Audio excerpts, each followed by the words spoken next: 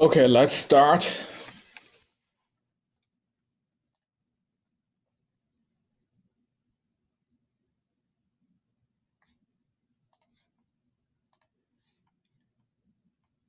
The first thing I would like to explain is the recording. I did that um, by the cloud services, but it's really slow. So it hasn't finished the processing um, for our Monday's video. So it's still being processed. But today I'm doing the local recording. Hopefully, we can see the video today.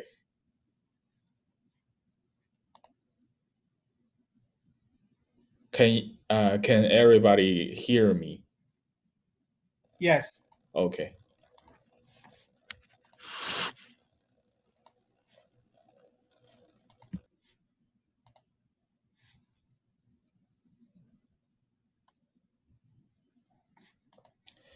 Um, I would like to fix our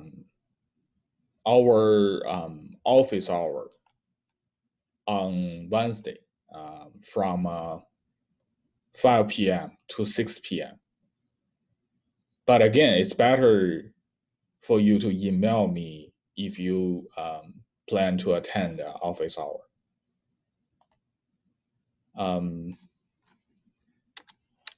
I receive some questions from the students. If you do have this question, please interrupt me anytime you want. So the first question is about the endian, big endian and little endian. The endian is about the order of the beats, the minimum granularity, or the minimum unit you can address or you can access in the computer, in the current computer system, in modern computer system, is a byte, 8 bits. So the endian described order of these bits stored in the main memory. There are two types of endian. The first one is a big endian. The second one is the other one is a little endian. So the big endian is the least significant byte, has the highest address, and the little endian is the least significant byte, has the lowest endian. So here is one example. For example, this variable, one variable x, has 4 bytes. 4 byte is 4 multiply 8, which is 32 bits. If we use hex formats to represent the data, we also have 8 digit, because each digit represents 4 bits. This is hex when you see this symbol. So totally we have 8 digits here, which exactly 4 bytes.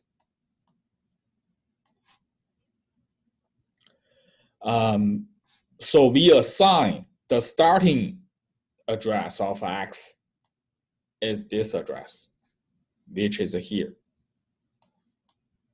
And these two figures describe how can you store the data in big and little endian machines.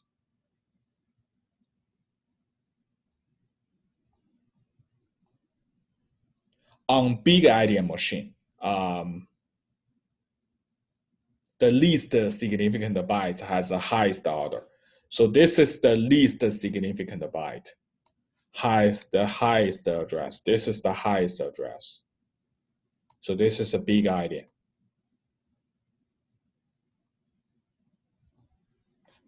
For the little endian, this is the least significant byte.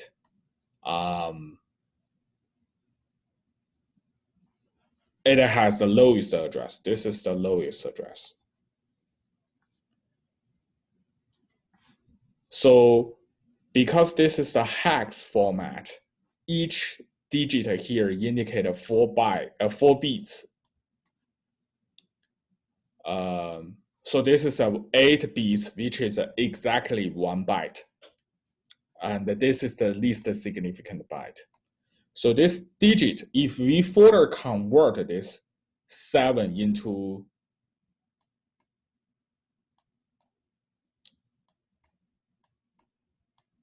0, 1, 1, 1, we have 3 ones here. This is binary format of this 7. If we further convert this 7, which is in hex format, into binary format, we can see the bits here.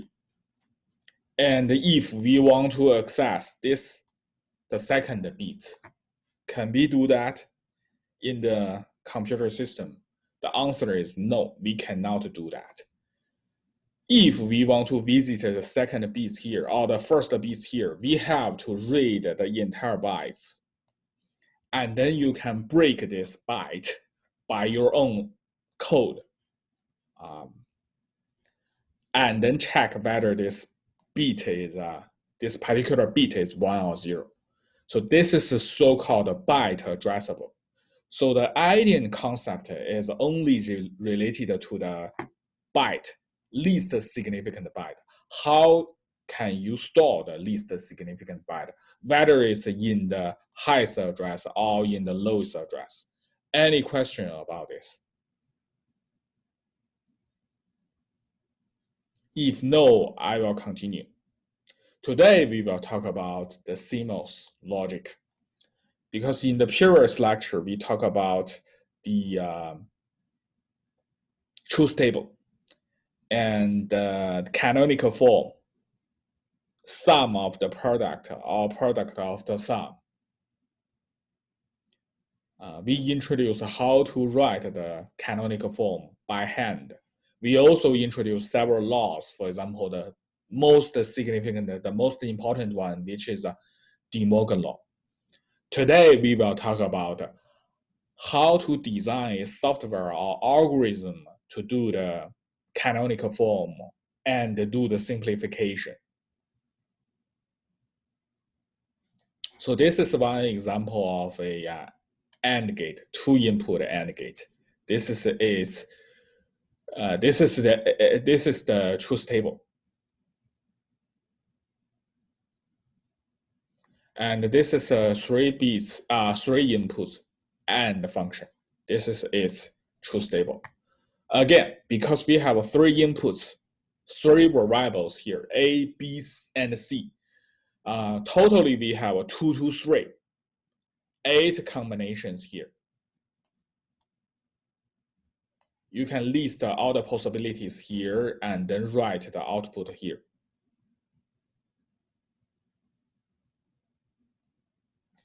So the output is the AND results. So we can define or program a piece of circuits or a function by some high-level language, not necessarily as high as a C code or C++ code. We still have some VHDL hardware language to define a module, which is, for example, a 3-input gate, a 3-input gate. And then we can, write some test bench to assign some value to those inputs and then test whether we can have the result we expected or not. After that, we will so-called synthesize the logic, the code to some physical gates. The physical gates can be provided by different companies. For example, you can work with TSMC or work with Intel. They will give you different gates. They will give you different libraries. For your compiler, if you write some C++ code, you can compile those codes into some, of course, x86 instructions on some machine.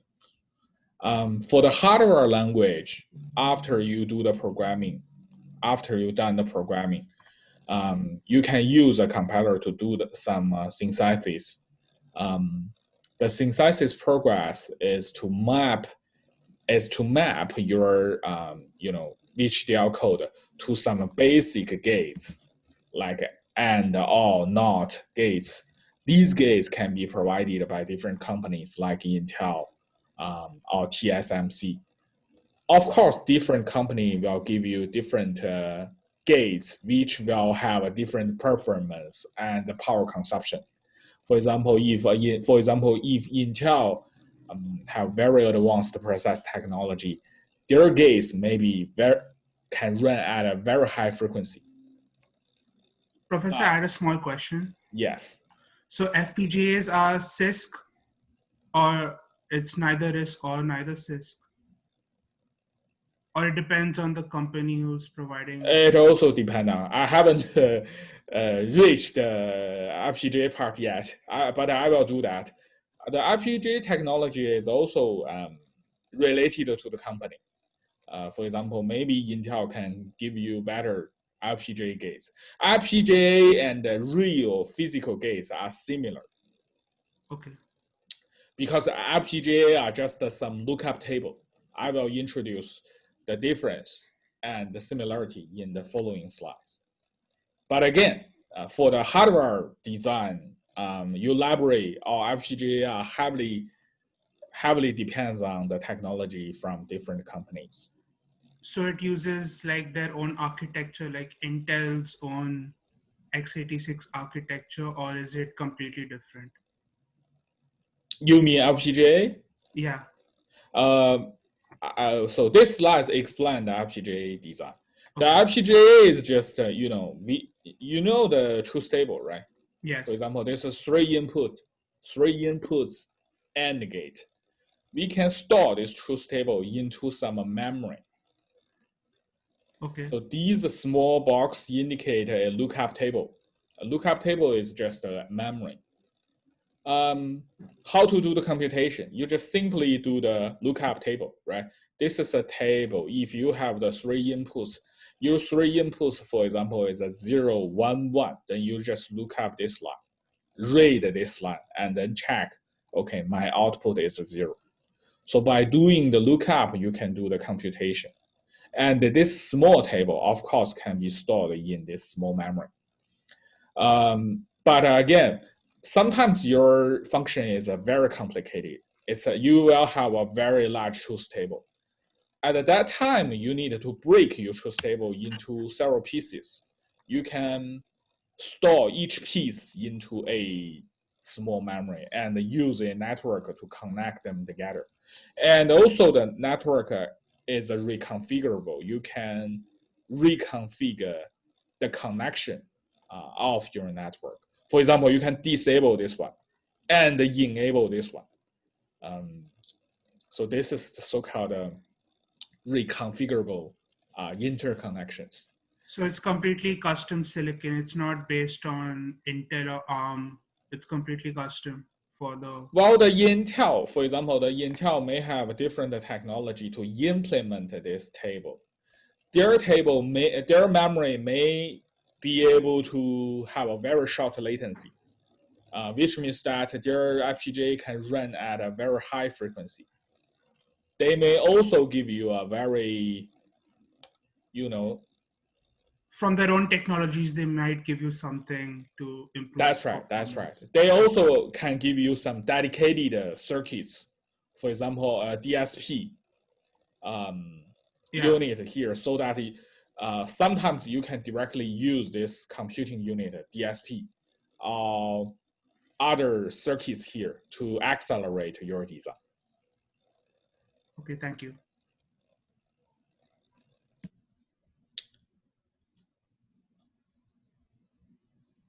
So next, I will introduce how to do the synthesis. By writing the VHDL hardware language, you actually defined a truth table. So how to convert this truth table or map this truth table to some logic gates. For FPGA, you don't have to do that. You can directly store the table. But for the logic gates, for the physical process library, you have to do the simplification, and then you can map them into some AND or NOT gates. So here is one example. This is a 4 inputs function. The Z is the output here.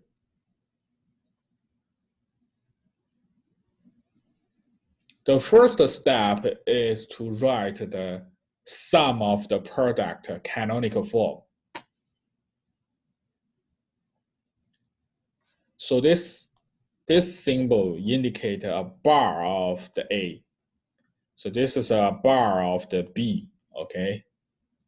To save the space, I just give you this symbol. So how to write a sum of the product canonical form? You just pick up all the row which can generate a one output. These rows, I tag these row, I mark these row by red color. You can pick up them and write them like this. And then you can combine these items. Eventually, you can get this form. How to combine this? How to do the simplification? You can use those laws. But again, the computer cannot know the laws. The computer have to use some automatic algorithm to do the simplification. I will introduce that algorithm at the end of this lecture. So eventually, after you get the simplified representation, you can use those logic gates to implement the circuits. It's very simple. You just have two input gates, 2 AND gates, and 1 OR gate.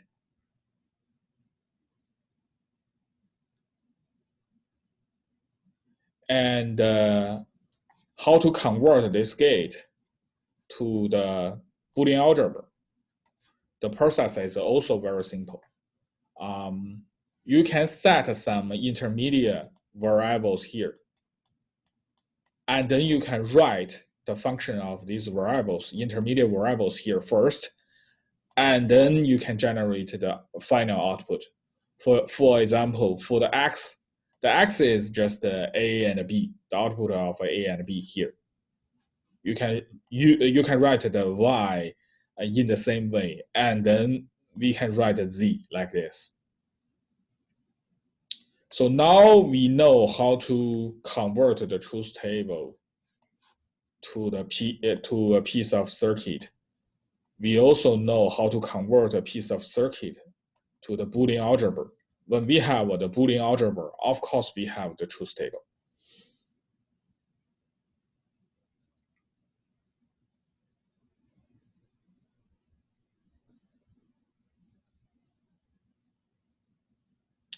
So if we have the Boolean algebra, how can we get the truth table?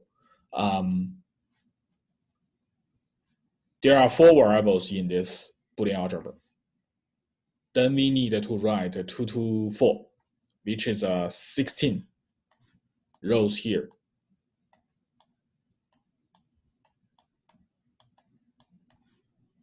And then we can first calculate X and Y first. In the last step, we can calculate Z. Again, we can reuse the intermediate variables we set in the circuits here. We can break the circuit into multiple pieces.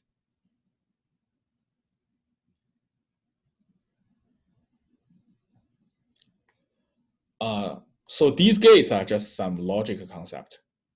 But we need a real CMOS gate to implement those logic concept of the binary gates. This is the CMOS gate, one example of the CMOS gates. So there are two types of a transistor. One is an NMOS, the other one is a PMOS. Both NMOS and the PMOS are similar to some basic switch. So this is a NMOS and this is a PMOS. Both of them are similar to a switch like this.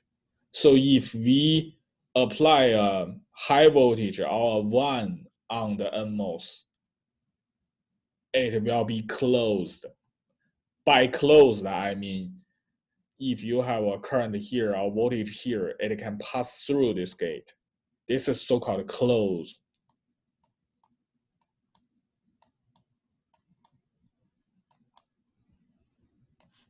If you apply a 0 here on the NMOS, the gate is open.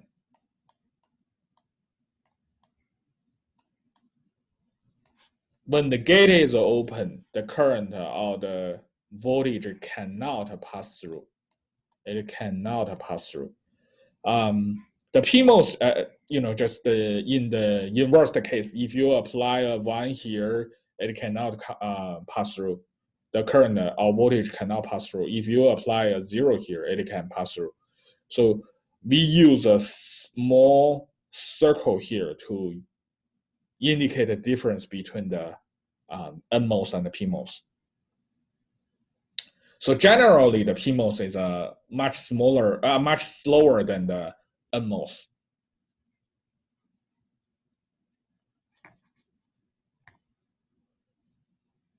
And also, I would like to remind that this close and open are very important. Sometimes you may be confused if you don't understand these two words. Close means the gate is closed, the gate is connected, the signal can pass through. Open means the gate is open, the gate is disconnected, no signal can pass through. So when we try to implement a gate by the NMOS and the PMOS, we have a general structure. The so-called general structure consists of a PMOS-based pull-up network and the NMOS-based pull-down network. So we always have two networks in one particular gate. And then we have inputs here and output here. I will give you more details on these two networks. The difference between these two networks is that they are implemented by different modes. For example, the pull-up is implemented by PMOS. The pull-down is implemented by the NMOS.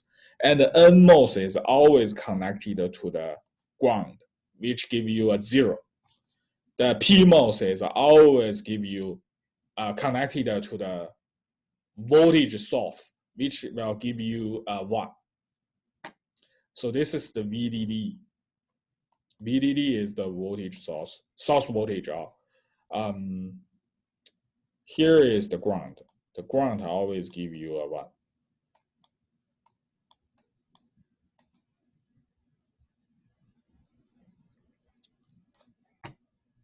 We connect NMOS to the ground because NMOS is very easy for the NMOS to pass 0. We use the PMOS to connect to the VDD because it's easier for the PMOS to pass 1. So so-called easier or better means the signal is stronger.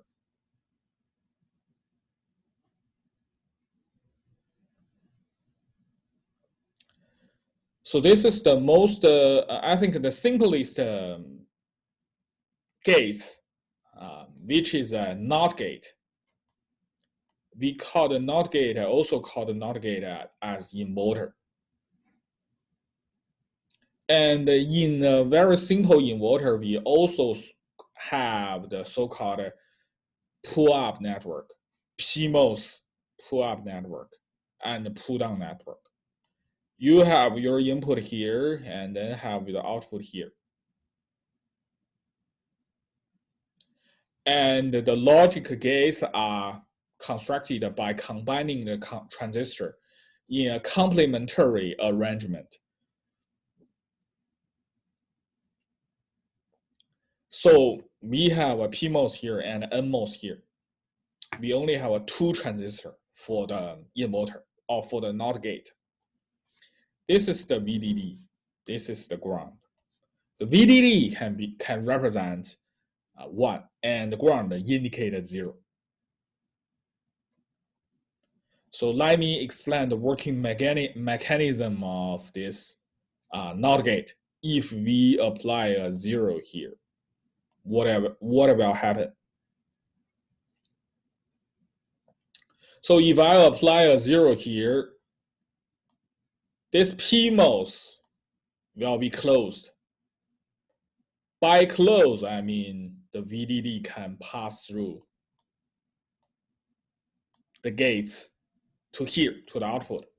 So you have a 1 here. If this is a 0, then this is open. So the ground or the 0 signal cannot pass through. So in this way, you have a very stable 1 here, high voltage here. This is 0, this is 1. So this is the NOT gate, the inverter. So if I apply a 1 here, this part is open. The VDD or the 1 cannot pass through. But the NMOS is closed. The ground or the zeros signal can pass through this gate. You have a 0 here. So this is 1, this is 0. Again, this is a NOT gate or inverter. Any question about this? So this is very important. I will ask you to do such analysis in the homework, or in the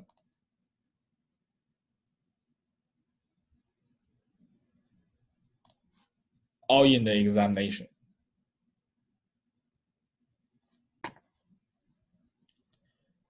So we finished the analysis for a very simple NOT gate. Let's do a analysis on the NAND gate. So the NAND gate is implemented this function. This is Boolean expression, and this is the truth table. This is a 2-input NAND gate, so we only have 4 rows.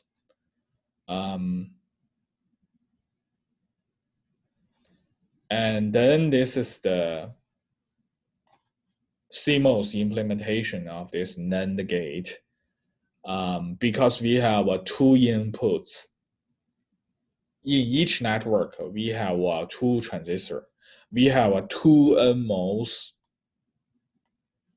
and then we have 2 PMOS. Let's do the analysis here. I list a table. Again, for any truth table or analysis table, we have 2, 2, 2 rows, because this is 2 inputs. 4 rows we have here. If A is 0, B is 0, what will happen? So in this case, the P1 is closed, P2 is closed, N1 is open, N2 is open.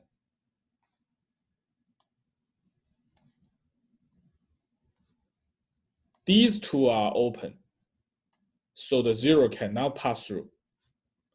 But the 1 can pass through by both P gates, PMOS gates here. We have a 1 here. So you can do the rest on your own. If you have any question, you can email me.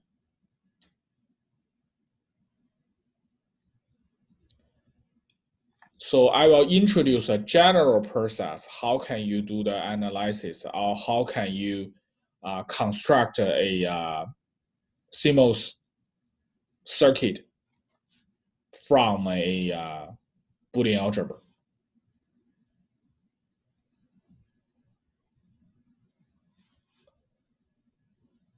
So after you get a Boolean algebra or Boolean expression, the first step is convert output, and then we will implement the NMOS.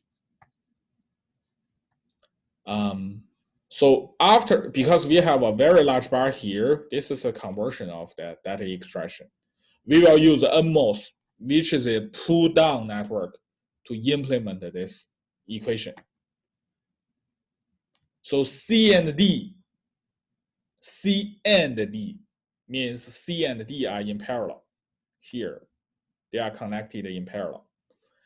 C and D will be ANDed with B. This is AND, so we connect them in sequential. And then all A. So again, another parallel, large parallel here. The whole part will be parallel with A. So this is the pull-down network. For pull-up network, we directly to implement this expression. So there's no inversion at all. How to do that? We can use the so-called De Morgan law to do that.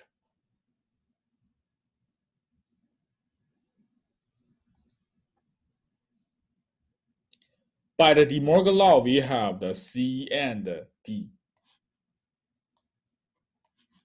They should be connected in sequential. And then we have all B. So they will be connected in parallel. And then AND A. So we connected them in sequential here. This one will be connected to the large part in sequential. So please remember that in the De Morgan law, the all will be converted to AND. AND will be converted to all. That's the the key part of the De Morgan law.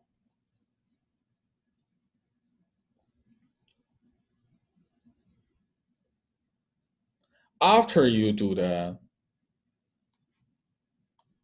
simplification, you can have a simplified Boolean expression. You can design a CMOS circuit by this expression by hand, but normally we use EDA software to do the automatic synthesis.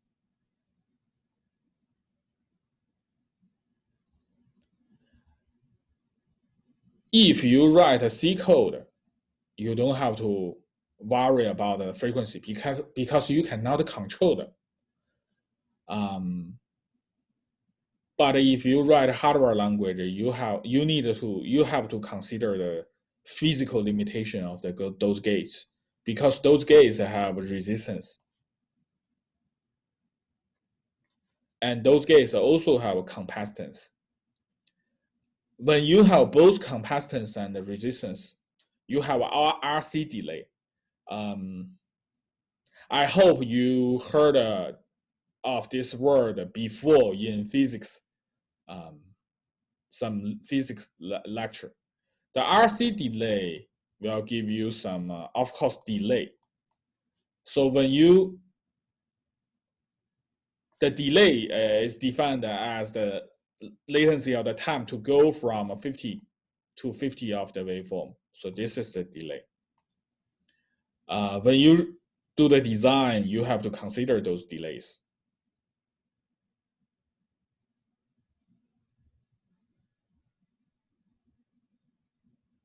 How to calculate the RC delay? First, we need to have some equivalent circuit. So this is a CMOS gates. This is actually a NOT gate, very simple NOT gate inverter. We have some so-called equivalent circuit. We add some parasitic resistance and parasitic capacitance in these circuits. So in this way, we can calculate the RC delay. I will not require you to calculate RC delay, but at least you need to understand that there is a concept called RC delay. You cannot have the ideal gates. The gates can only run at some certain frequency, and the frequency is actually decided by the RC delay. Also, the capacitance introduced the power consumption because you have a parasitic capacitance, you have a voltage, and then you have dynamic power and static power. So these are the equations how to calculate the dynamic power and static power. The power can be broken into two parts. The first one is a dynamic power. The second one is a static power. The static power means no matter you run your circuit, I'll just keep your circuit active, keep your circuit inactive. You still need to pay the static power. No matter you use your circuit or leave your circuit in idle state, you still need to pay the same static power. But the dynamic power means only when you use your circuit, to run some application, some computation, you need to pay the dynamic power. The frequently you use your circuit, the more dynamic power you need to pay. But only you, for example, open your computer, no matter how you use it or whether you use it, you need to pay the static power of the computer. So here is some calculation. I give you some number for this example. For example, the VDD is a 20 milliamp. The parasitic capacitance is a 20 nanoF. So how to calculate the power consumption of the total computer system? You can directly use those equations. You don't have to remember them because even in the examination, I will provide those two equations for you. And you can directly plug this number into the equation to calculate the power consumption. But here, I would like to remind you a very important issue, which is the unit. Before using these numbers, you need to convert this unit to the universal one. For example, you cannot use this 20 directly. You have to rewrite this so-called 20 into this.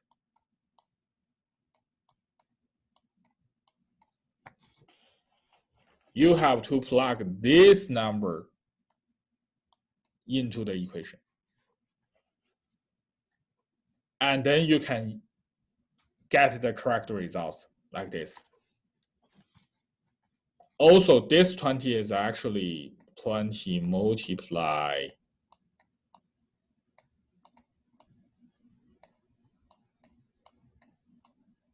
this is a 3. This 1G is 1 multiply 9 hertz. You have to convert the unit first.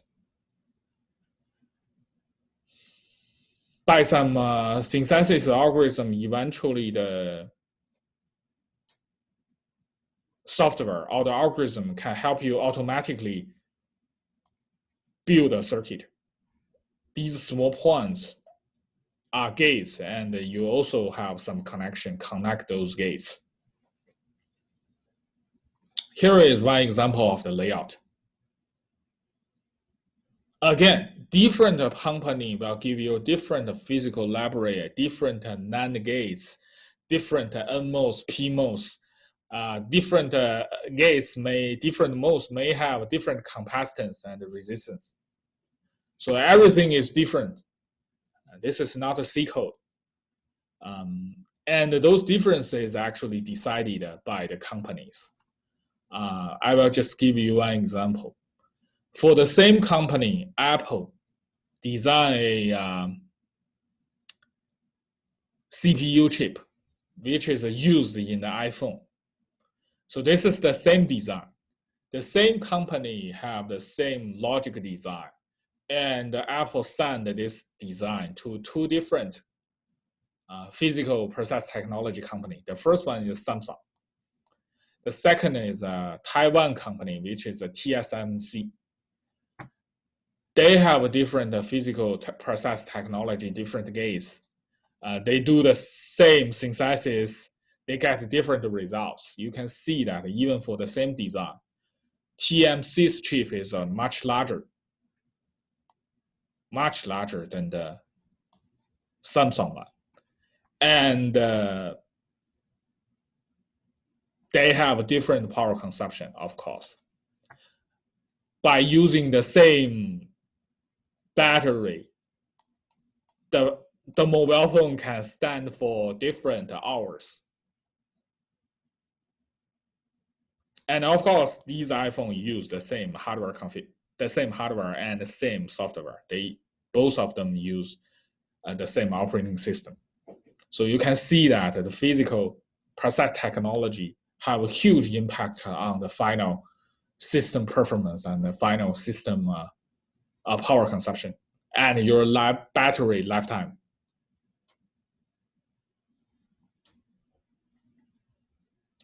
After you do the synthesis, eventually you need to use this silicon wafer to do the fabrication. And this is so-called one die. You need to fabricate those small chips on this die. The size of the chip matters a lot. Why? Because you will have defects on the die. Inevitably.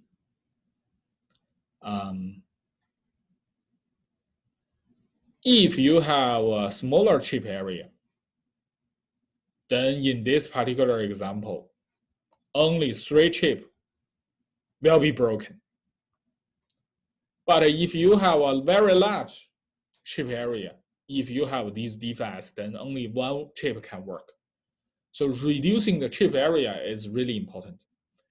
Do the simplification is really important because after the simplification, you can significantly reduce the gates you need to implement the same logic function.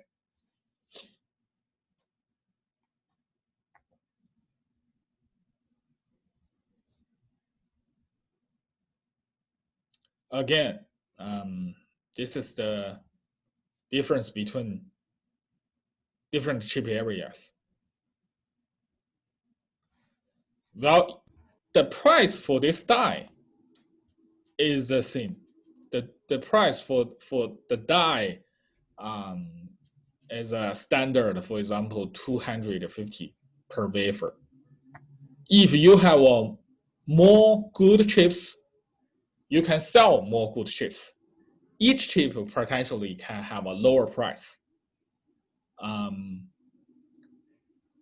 But if, again, unfortunately, if you have a less good chip, then the price will go up. I had a small question. Is the wafer usually circular? Like, doesn't it make more sense to make it rectangular so that you can get more? They have a different. They have some constraints. I don't think you have square wafer. I think all wafer are circular. Okay, thank you.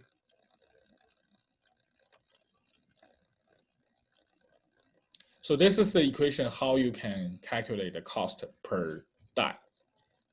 And this is the equation to calculate how many wafer you can have on a die.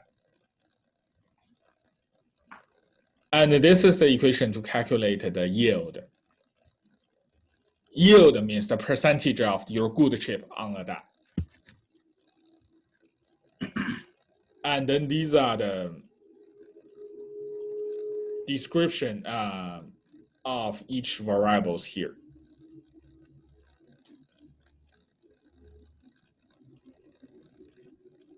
So by designing a chip, you need to consider the performance, the area, the power. When you consider the power, you also need to consider the thermal. And the power is also related to the reliability. Because if your chip is always working under a very high temperature, the quality of the gates will degrade a lot. And then the gates will suffer from some serious reliability issue. Sometimes the gates may be broken under high temperature. By broken means the gate cannot close anymore. The gates will be always open. No matter you apply high voltage or low voltage, the gates just open. It cannot pass through any signals.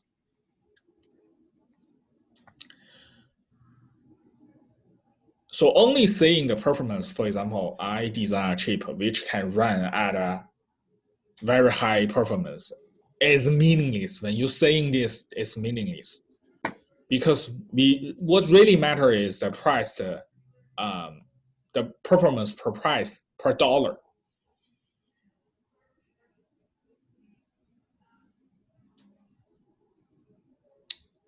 Again, this is a very complicated problem.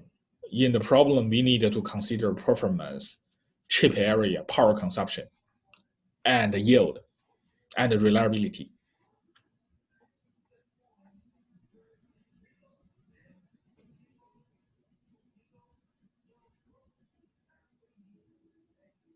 So when you try to add some new feature to your chip, you need to consider all the overhead. You cannot just consider the advantage of your feature. What's the speed up your feature can add to the current chip? That's not enough. You also need to consider the overhead, the hardware overhead, the testing overhead, and the package overhead. So basically, this lecture, I explain how to convert these three items from each other and to each other.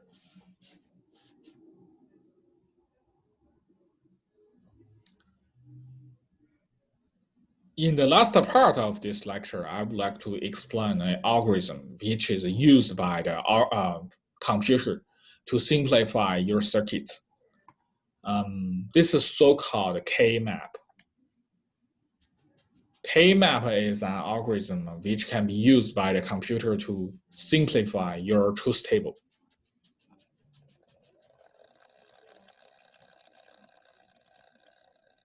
For example, if this is your truth table have 8 rows because you have 3 variables. We can write the sum of the product. The mini term is the so-called product. Like this.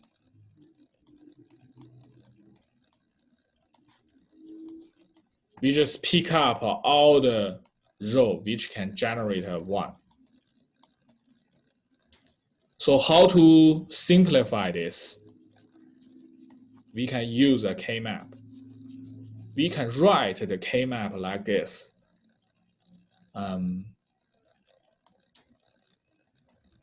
A, B here, and C here.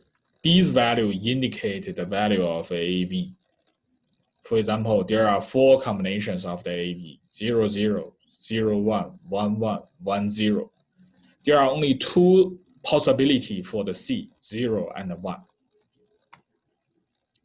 And I would like to remind you that this is not a 1, 0. This is 1, 1, and then 1, 0.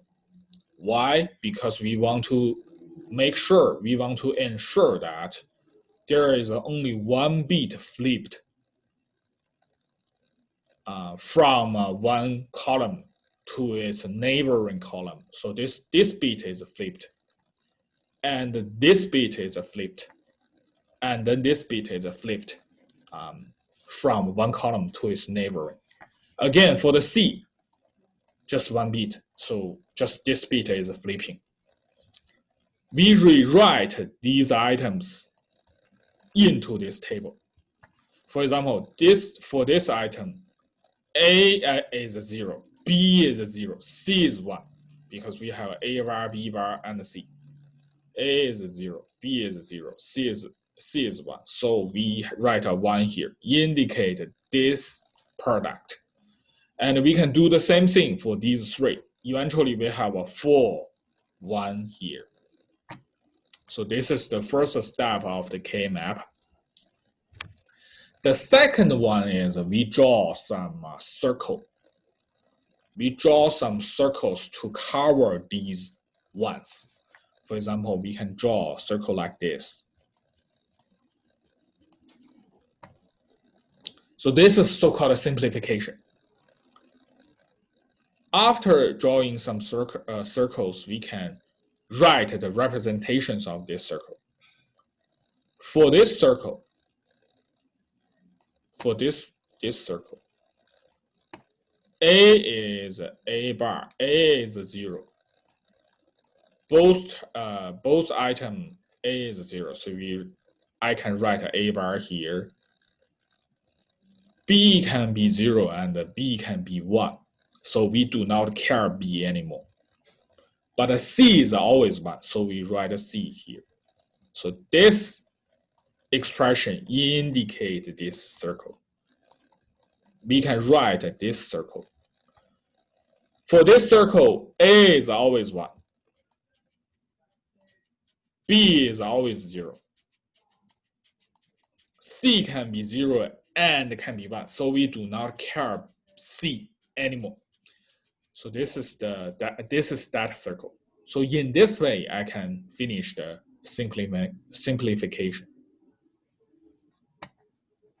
Again, here is the detailed algorithm. You can read this algorithm by yourself. So the circle must cover only ones, and the circle must cover all ones. You need to use as less circle as possible to cover all ones. And the circle size has to be the power of 2. For example, 1, 2, 4, 3. This is 2, 2, 0, 2, 2, 1, 2, 2, 2, and 2, 2, 3.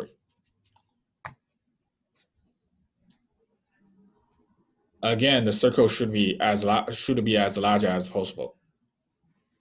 The circle may wrap around the edge. For example, you can draw some circle like this. This is also a circle. For this circle, A can be 1 and 0. 1 and 0. So we do not care about A anymore. B is always 0, so we write B bar here. And then C is always 1, so we write C here. So for this circle, this is the expression. A single one may be circled by multiple times if that means fewer circles. So this one, I will give you that example in the following lecture. But in this particular case, we do not need this circle I just drew, because we need to write, draw as less circle as possible. So this is not necessary because we have already used 2 circles to cover all the ones here. And in this example, this one is covered by 3 times. So a single one can be covered by multiple times.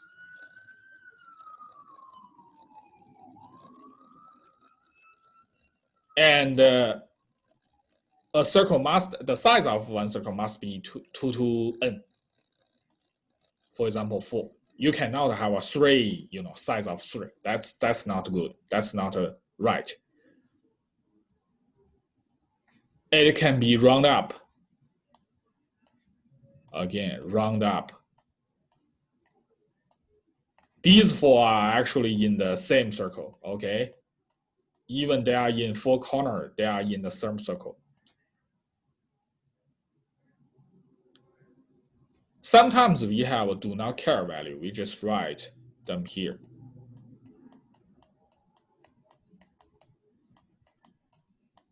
The do not care value can be viewed as 1 or 0. So in this particular case, in order to have a very large circle, we view them as 1.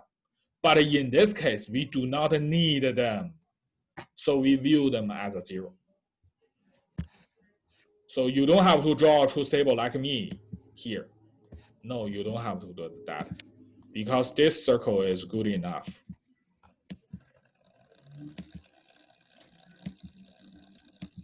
Why you do not need to draw a large circle here? Because if you do that, you will have another item here. That's not a simplest form of this Boolean algebra. Any question? If no question, we can stop today.